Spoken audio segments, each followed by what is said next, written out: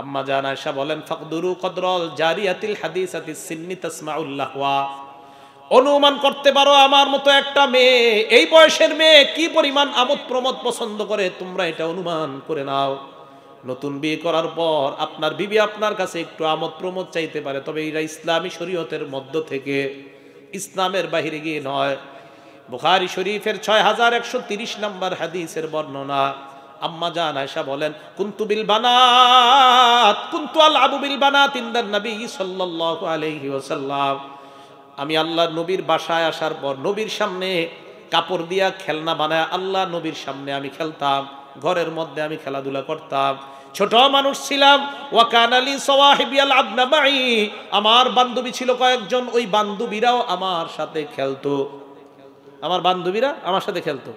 ফাকানা রাসূলুল্লাহ ইদা দাখালা, আল্লাহ নবী প্রবেশ যখন করতেন, নবী প্রবেশ করার পর আমার বান্ধবীরা পলায়া যাইতো, নবীজি আসলে আমার বান্ধবীরা দূরে চলে যেত।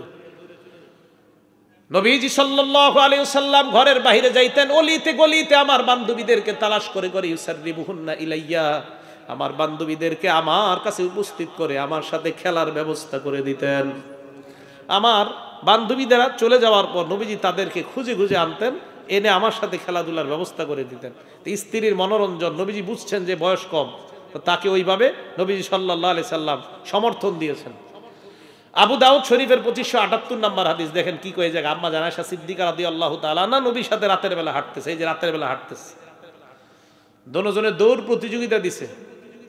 দৌড় প্রতিযোগিতা দেওয়ার পর আম্মা জান আয়েশা বলেন ফাসাবাকতুহু সাবাকনা ফাসাবাকতুহু, আমরা দুইজন দৌড় প্রতিযোগিতা দিলাম, আমি নবীজিকে দৌড় প্রতিযোগিতায় হারিয়ে দিছি। সুবহানাল্লাহ।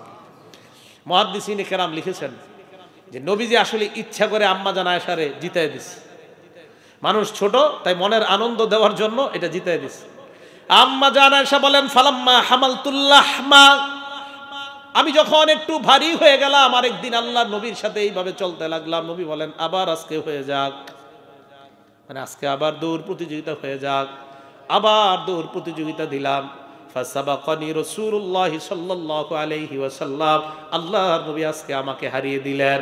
হারিয়ে দেওয়ার পর আমাকে নবী লক্ষ্য করে বললেন আয়েশা হাজিহি বিতিলকা সাবাকা, ওই দিন যে তুমি বিজয় লাভ করেছিলা ওই দিনের প্রতিশোধ আজকে নিয়ে নিলাম, ওই দিনেরটা আজকে নিয়ে নিলাম। এটা দেখেন স্বামী স্ত্রীর মাঝে মহব্বত। আপনারা মনে করেন মানে ইসলাম মনে হয় এটা কি জানি একটা, মানে এটা মনে হয় না, একটু স্বামী স্ত্রী হাসাহাসি করবে মনে হয় এটা ইসলামে নিষেধ, এই জাতীয় একটা ভাবসাব আপনাদের। স্বামী আর স্ত্রী এমন ভাবে ঘরে থাকে মনে হয় দুইজন দুইজনকে চিনেই না। রাসূল করিম সাল্লাল্লাহু আলাইহি সাল্লামের আদর্শ এটা ইসলামে, এটা ইসলামী আদর্শ ঘরে ঘরে বাস্তবায়ন করতে হবে। আল্লাহ তৌফিক দান করেন। নবীজির এক বিবি ছিল সফিয়া রাদিয়াল্লাহু তাআলা আনহা, উনি ছিলেন হুয়াই ইবনে আখতাবের কন্যা, এক ইহুদির কন্যা।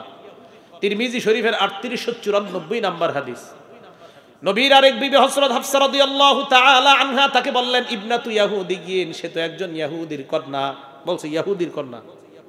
আম্মা জান সফিয়া কান্না করা শুরু করে দিলেন। নবীজি বললেন সফিয়া কান্না কেন করো? হযরতে সফিয়া জবাব দেয় ইয়া রাসূলুল্লাহ, আপনার বিবি হাফসা আমাকে বলছে ইহুদির কন্যা, কথাটা আমি সহ্য করতে পারি নাই।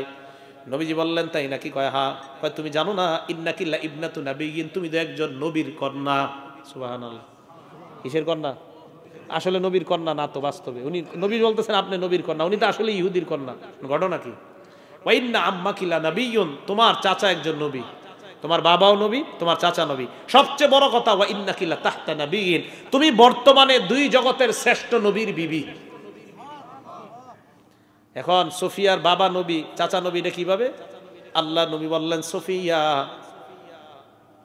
মুহাদ্দিসিনে কেরাম বলেন নবীজি বললেন সফিয়া তোমার বাবা একজন নবী, আর দ্বারা উদ্দেশ্য হলো সফিয়ার বাবার বংশ পরম্পরা গিয়ে হযরত হারুন নবীর সাথে লেগে যায়। কোন নবী? সেই হিসাবে হারুন নবী তার পিতা, হারুন নবীর ভাইয়ের নাম মুসা, সেই হিসাবে মুসা নবী তার চাচা, মুসা নবী তার চাচা। কেউ কেউ বলেন ইসহাক নবী হলেন তার পিতা, ইসমাইল নবী হলেন তার চাচা। বংশ পরম্পরায় গিয়ে নবীজি সাল্লাল্লাহু আলাইহি সাল্লাম বিবিরে এমন কথা কইছে, হযরতে সফিয়া উনি যে ইহুদির কন্যা এটা ভুইলা, উনি একজন নবীর বিবি, একজন নবীর কন্যা, একজন নবীর ভাতিজি, এটা শুই না উনি হাইসা দিলেন। আল্লাহর নবী জানতেন বিবিরে কিভাবে আনন্দিত করা যায়, এই যে আনন্দিত করে দিয়েছে। এটা স্ত্রীর হক। এই হকগুলা আমরা যেন রক্ষা করতে পারি, আল্লাহ তৌফিক দান করেন। 12 নম্বর আইয়ুহসিনা যন্না বিহা, স্ত্রীর প্রতি ভালো ধারণা রাখা। এটা স্ত্রী আপনার কাছে পাও না। সূরা নূর আয়াত নাম্বার 12 আল্লাহ বলেন, লাউলা ইস সামিআতুমুহু যান্নাল মুমিনুনা ওয়াল মুমিনাতু বিআনফুসিহিম খায়রা। আম্মা জান আয়েশা সিদ্দিকার ব্যাপারে মুনাফিকরা যখন মদিনার মধ্যে রটনা করলো, আম্মা জান আয়েশা আর হযরতে সফওয়ানের মধ্যে অবৈধ কিছু হয়ে গেছে, আওয়াজ দিয়ে বলেন নাউযুবিল্লাহ।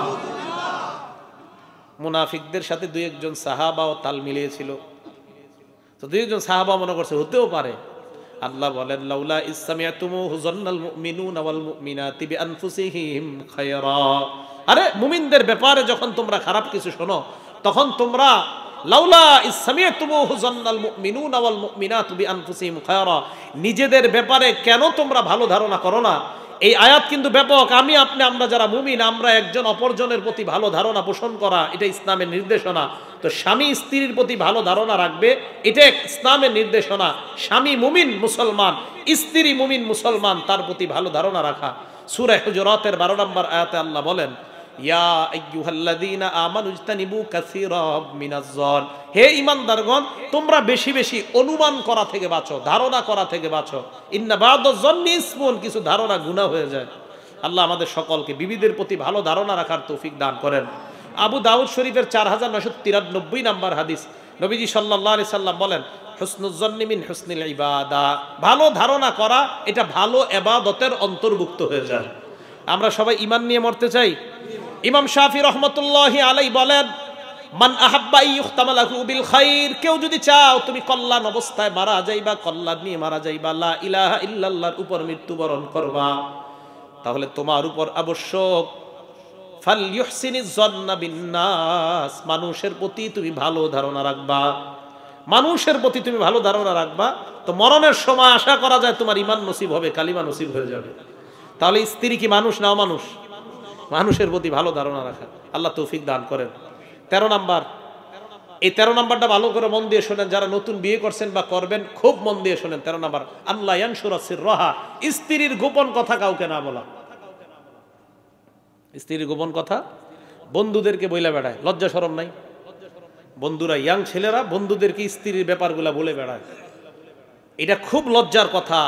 এ তো ভয়ঙ্কর অপরাধ, এ অপরাধ করা যাবে না। আবু দাউদ শরীফের 2174 নম্বর হাদিস, নবীজি একদিন পুরুষ সাহাবাদেরকে বললেন, এই তোমাদের মধ্যে কে আছো এমন, ইজা আতা ইমরাআতাহু, বিবির কাছে আসলা, ও আগলাকা বাবা, দরজা বন্ধ করলা, ও আলকা আলাইহি সিত্রা, পর্দা ফালাইলা, এর পরের দিন বন্ধুদের মজলিসে গেলা, যাওয়ার পর তুমি বললা, ফাআলতু কাজা ওয়া কাজা, গত রাত্রে আমার বিবির সাথে আমার এই হয়েছে, তুমি এইগুলা আবার বন্ধুদের সাথে শেয়ার করলা।